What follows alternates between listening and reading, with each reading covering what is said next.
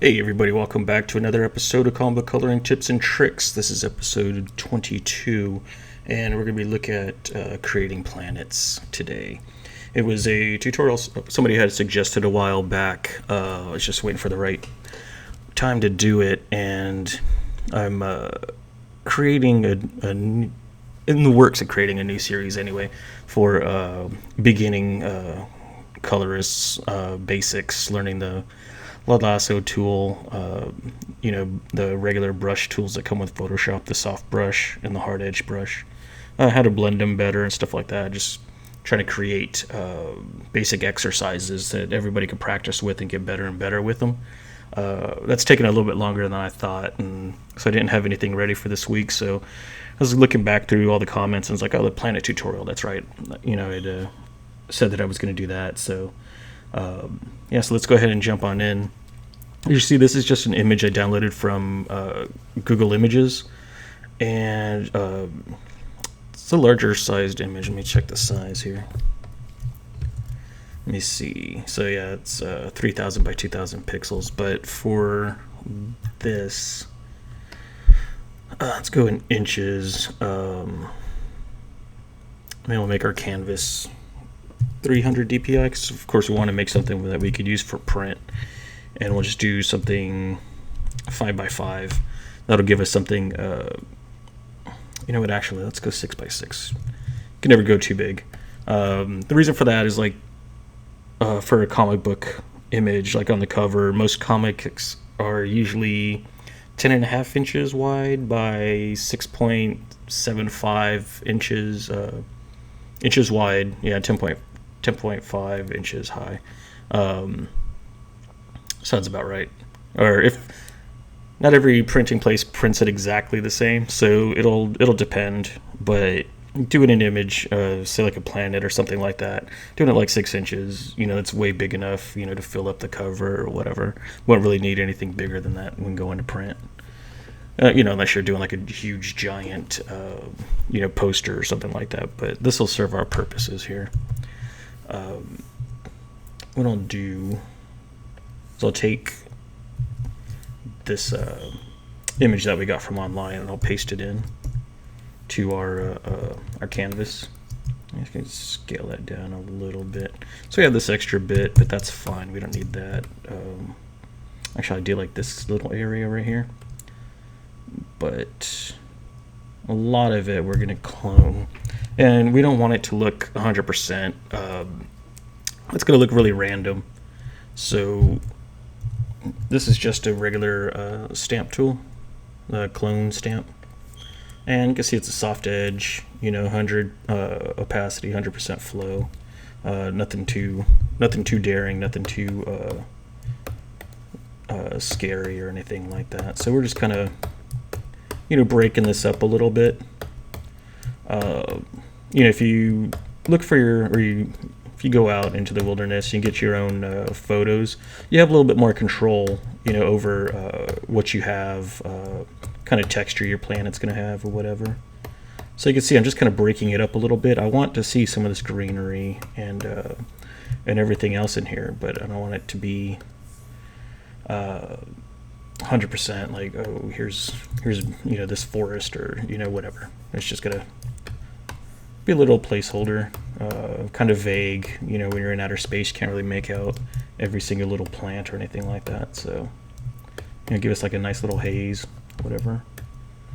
Go down to 30%. I just kind of want to cover this up a little bit, so we have like a rough texture here. So we're going to take this and go to our main Photoshop menu at the top of your screen and go for edit and then define pattern. And that'll bring up this little dialog box right here. And for this, we'll just call it planet texture 1. In case we feel like doing a lot of them. So there's that. And now we can go ahead and clear that out. And my marquee tool up here. Make sure you got it like here in your elliptical. You want a circle going. So if you hold down your Alt or Option button and hold down Shift, you get like a perfect size circle. So I'm just going to try and fill this up as much as I can. So that looks pretty good right there. And now we're going to go with our paint bucket tool, which is the shortcut is G. And it's also where your gradient tool is hidden. And we'll just go ahead and make sure this up here is set to pattern. And we got like our pattern here selected. So we're good to go on that. And just click it, and that's going to fill that up. If you don't like that one, you can click it again. Never mind, it's not big enough.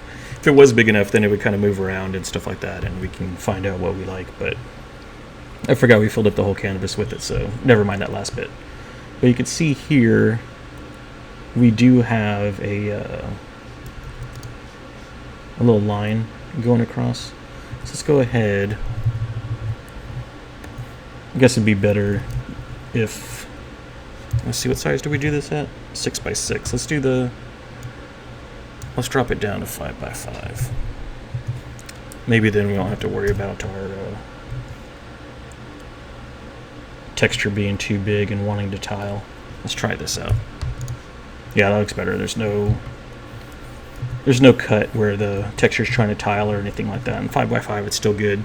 You know, should be big enough without any hassles.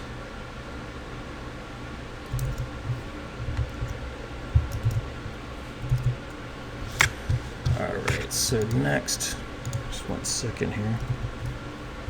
Just want to make this a little bit bigger, just trying to fill up this this whole space here. Alright, so what we're going to do next is we're going to hold down Command on a Mac or Control on a PC. It's going to give us like this little bounding box. We'll select that. Or what you can do is if you maybe drag it down into here. No, that's not it. Seems to be gone down here.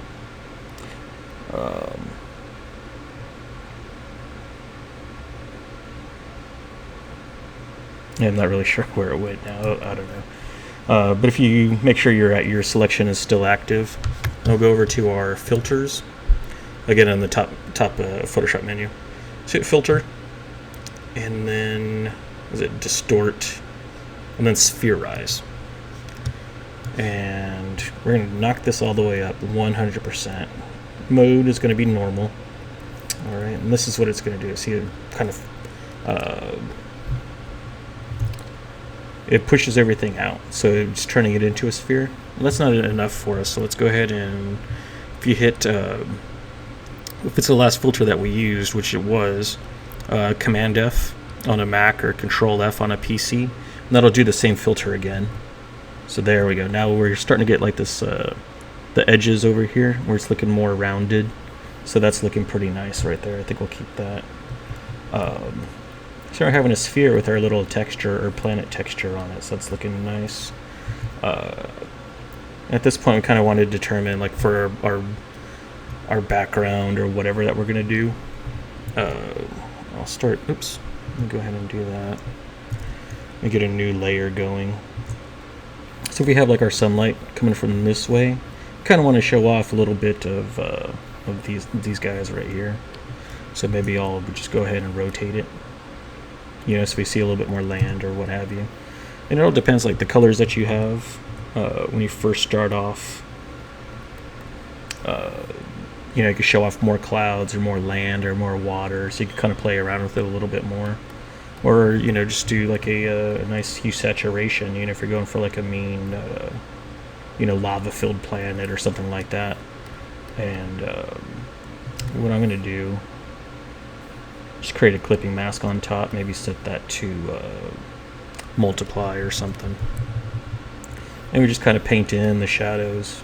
You know, if our light source is coming from this direction, you know, coming down here. So you can see just adding like the dark on this side here really adds the, sells it as a 3D, you know, sphere 3D object. We'll go ahead and erase a little bit on this back side here, just give it a little bit more of a bounce light on the other side. Darken that out so we get a, you know, a little bit more obvious core shadow.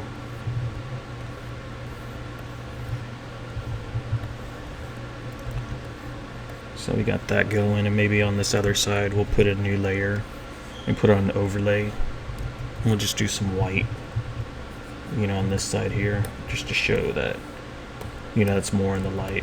Get a little bit more contrast going. We can also run some levels on it. We're going to pop that green out a little bit more or something. We can do that. You can also play around with the color balance if we want to, or if we want to make that green pop, we can maybe do highlights and more green on it. In the shadow areas, we do like more blue. So there's tons of different ways we could play around with it and really get some good planets going.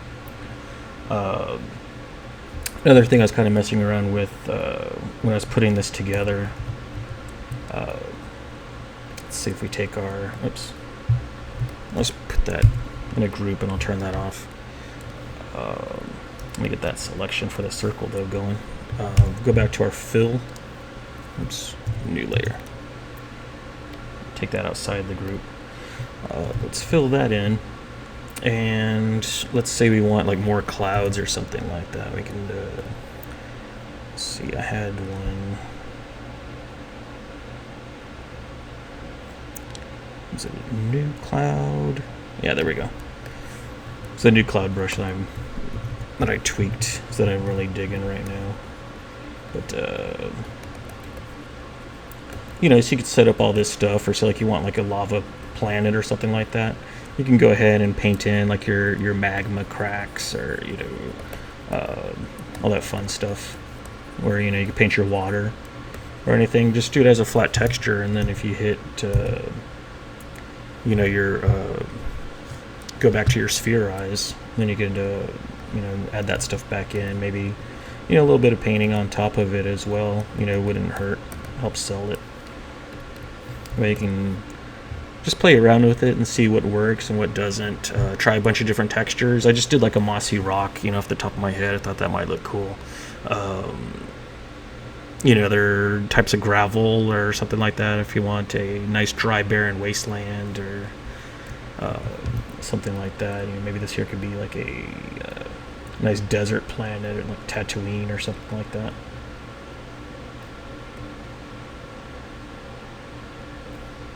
Barren wasteland. Or it's a nice way to make a moon as well. Just kind of colorize it. We have these guys here. Let me just copy those. We just add those on top.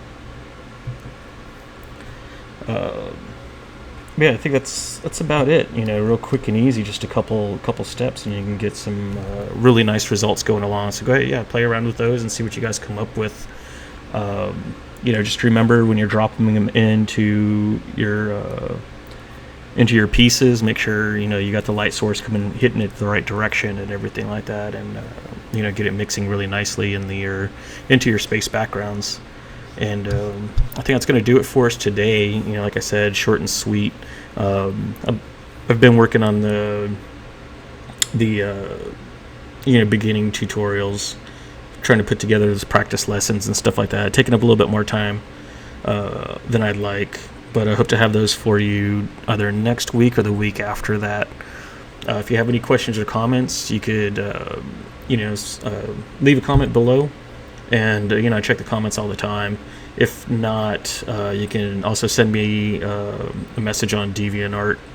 It's lummage.deviantart.com, and I think also my wife and I are doing a YouTube channel together. It's just us playing video games. We're having a lot of fun doing it, and that's Super Couch Fun Time. And I'll put the link in the description for you guys. We've got a fan page up on Facebook for that, and the Twitters and everything.